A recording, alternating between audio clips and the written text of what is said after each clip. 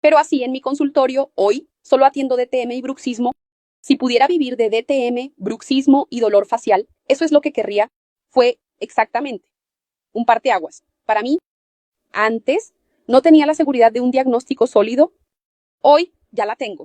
Y tanto que los pacientes que eran míos desde el principio me recomiendan pacientes y ellos entienden, ah, doctor, eso es cierto.